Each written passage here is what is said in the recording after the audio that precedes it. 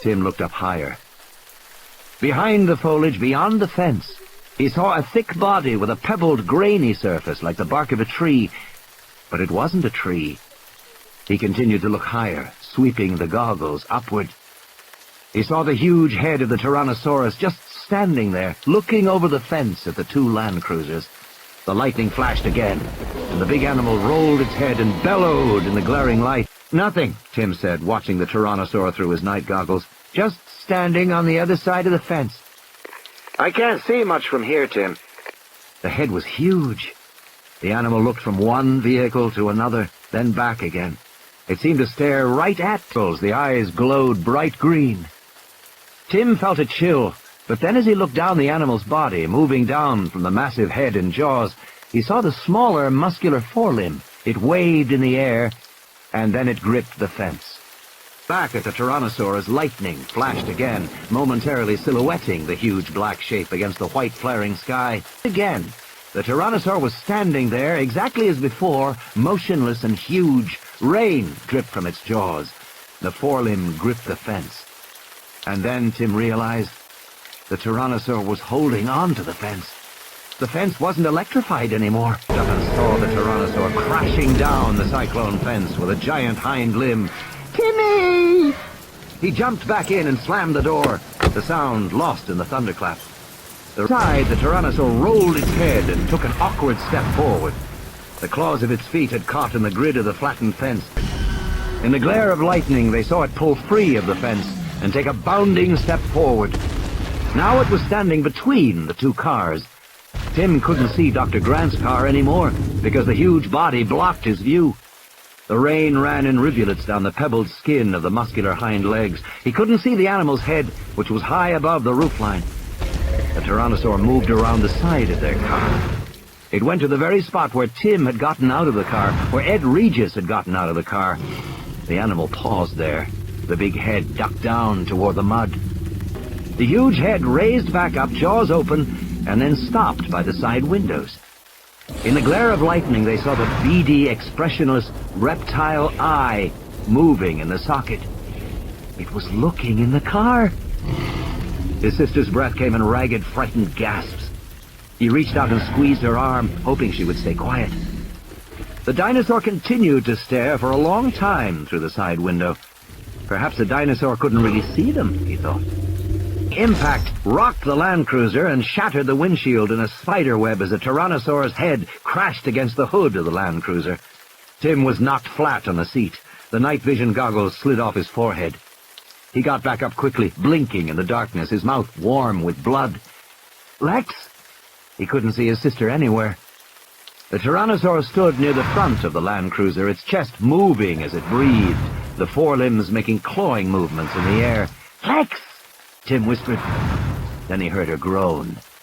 She was lying somewhere on the floor, under the front seat. Then the huge head came down, entirely blocking the shattered windshield. The Tyrannosaur banged again on the front hood of the Land Cruiser. Tim grabbed the seat as the car rocked on its wheels. The Tyrannosaur banged down twice more, denting the metal. Out of all the side windows, at the back, the animal snorted a deep, rumbling growl that blended with the thunder. It sank its jaws into the spare tire mounted on the back of the Land Cruiser, and in a single headshake, tore it away. The rear of the car lifted into the air for a moment, then it thumped down with a muddy splash.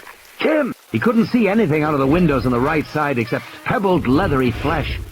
The Tyrannosaur was leaning against the car, which rocked back and forth with each breath, the springs and metal creaking loudly. And the metal roof dented downward. Tim felt a sharp pain in his head and tumbled and saw that the front windshield had broken out. There was just a jagged rim of glass, and beyond, the big head of the dinosaur, looking down at him. Jaws opened.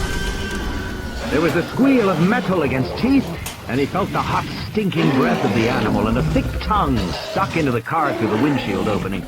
The tongue slapped wetly around inside the car. He felt the hot lather of dinosaur saliva, and the Tyrannosaur roared, a deafening sound inside the car.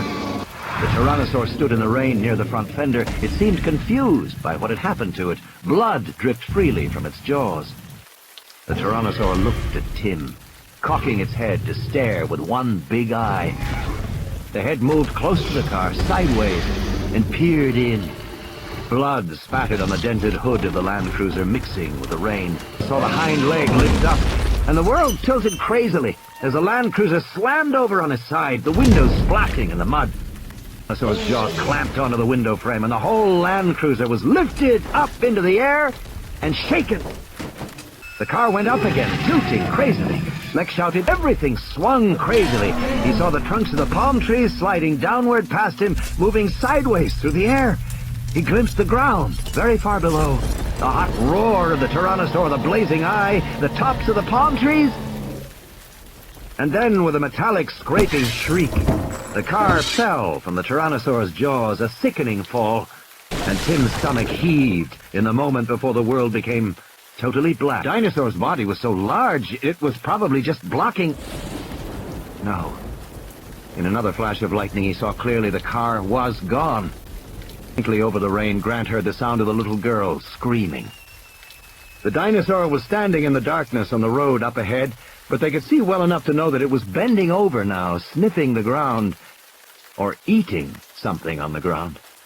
Heard through the rainy windshield, the dinosaur was coming toward their car. Slow, ominous strides coming right toward them. Malcolm said, if he did, Grant could see he was too late. The Tyrannosaur too close. There was another crack of lightning, and in that instant of glaring white light, Grant watched in horror as the Tyrannosaur roared and leapt forward. Beside him and ducked its massive head, and Malcolm was tossed into the air like a small doll. By then, Grant was out of the Tyrannosaur, spun back to face him, and roared. The big animal roared again. At so close a range, the sound was terrifyingly loud. Grant felt himself. The Tyrannosaur roared once more, but it did not attack. It cocked its head and looked with first one eye, then the other at the Land Cruiser, and it did nothing. It just stood there. What was going on?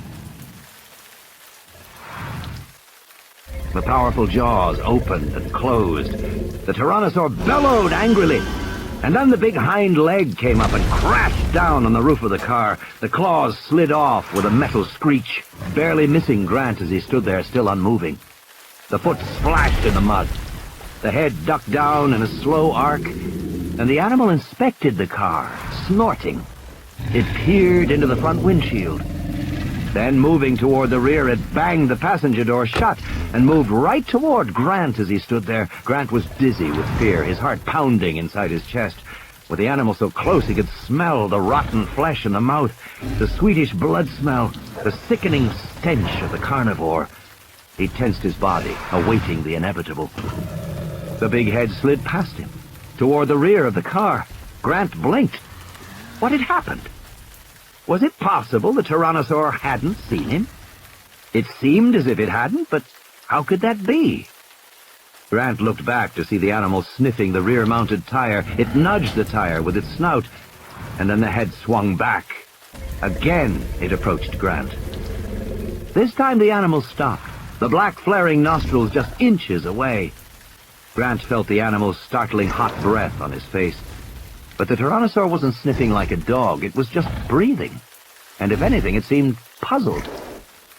No, the Tyrannosaur couldn't see him, not if he stood motionless. And in a detached academic corner of his mind, he found an explanation for that, a reason why. The jaws opened before him, the massive head raised up. Grant squeezed his fists together and bit his lip, trying desperately to remain motionless, to make no sound.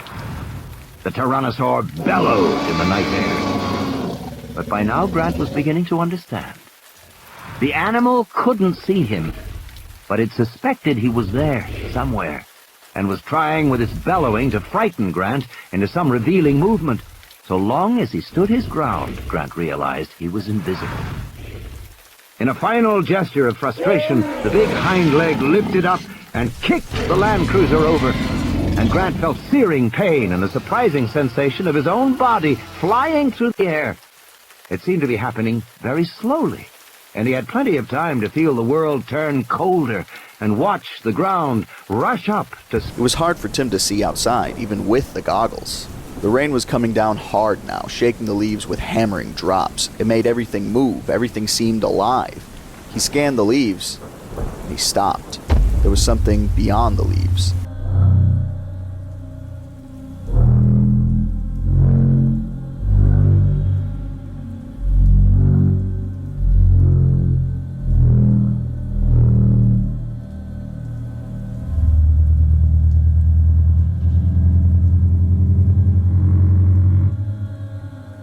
Nothing. Just standing on the other side of the fence. I can't see much from here, Tim. I can see fine, Dr. Grant. It's just standing there. Okay. This was a rex. Much, much bigger. The greatest meat eater.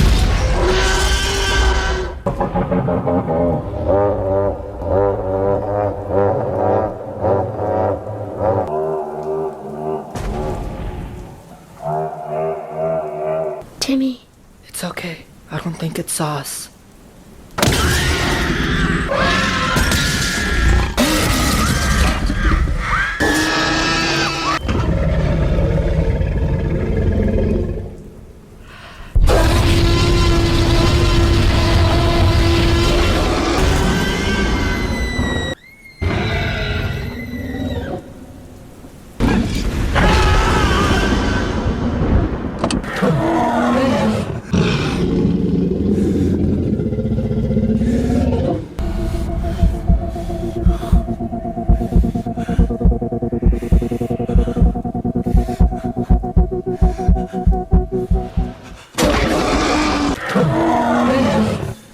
No, the Tyrannosaur couldn't see him, not if he stood motionless.